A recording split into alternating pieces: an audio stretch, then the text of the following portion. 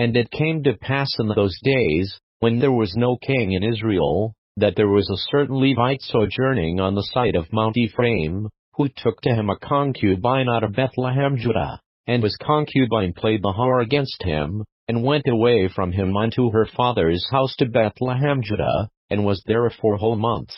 And her husband arose, and went after her, to speak friendly unto her, and to bring her again, having his servant with him, and a couple of asses, and she brought him into her father's house. And when the father of the damsel saw him, he rejoiced to meet him. And his father-in-law, the damsel's father, retained him, and he abode with him 3 days, so they did eat and drink, and lodged there. And it came to pass on the 4th day, when they arose early in the morning, that he rose up to depart, and the damsel's father said unto his son-in-law, Comfort thine heart with a morsel of bread, and afterward go your way. And they sat down, and did eat and drink both of them together, for the damsel's father had said unto the man, Be content, I pray thee, and tarry all night, and let thine heart be merry. And when the man rose up to depart, his father-in-law urged him, therefore he lodged there again.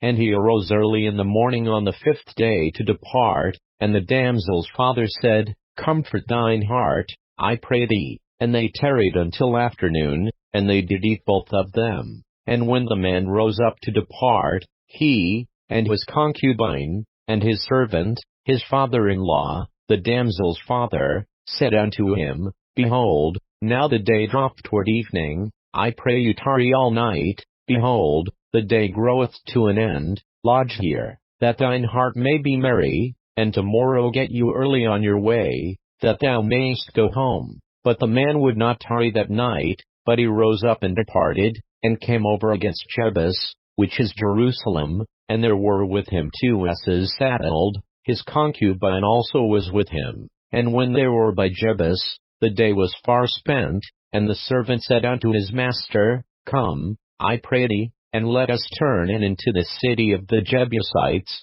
and lodge in it.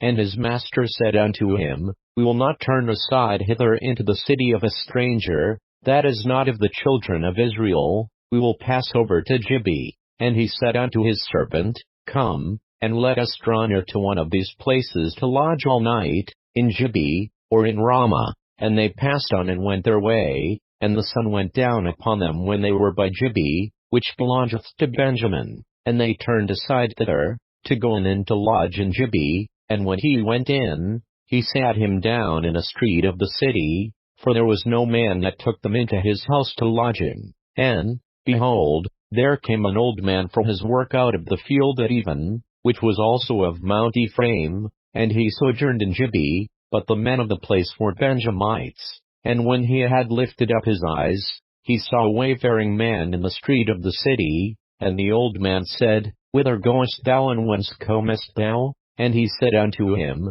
We are passing from Bethlehem Judah toward the site of Mount Ephraim, from thence am I, and I went to Bethlehem Judah, but I am now going to the house of the Lord, and there is no man that receiveth me to house. Yet there is both straw and provender for our asses, and there is bread and wine also for me, and for thy handmaid, and for the young man which is with thy servants, there is no want of anything. And the old man said, Peace be with thee. Howsoever, let all thy wants lie upon me, only lodge not in the street. So he brought him into his house, and gave provender unto the asses, and they washed their feet, and did eat and drink.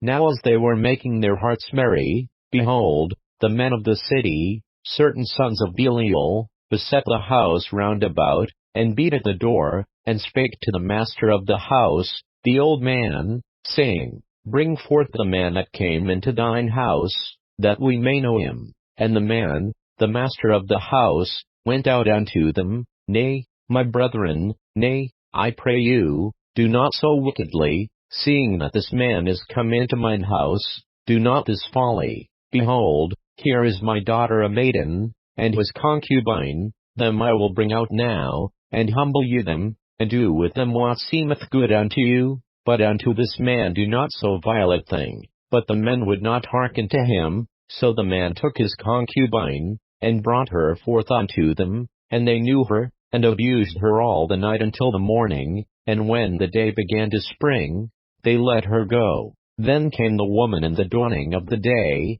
and fell down at the door of the man's house where her lord was, till it was light. And her lord rose up in the morning, and opened the doors of the house, and went out to go his way, and, behold, the woman his concubine was fallen down at the door of the house, and her hands were upon the threshold. And he said unto her, Up, and let us be going. But none answered. Then the man took her up upon an ass, and the man rose up, and gat him unto his place. And when he was come into his house, he took a knife, and laid hold on his concubine, and divided her, together with her bones, into 12 pieces, and sent her into all the coasts of Israel. And it was so, that all that saw it said, There was no such deed done nor seen from the day that the children of Israel came up out of the land of Egypt unto this day. Consider of it, take advice, and speak your minds.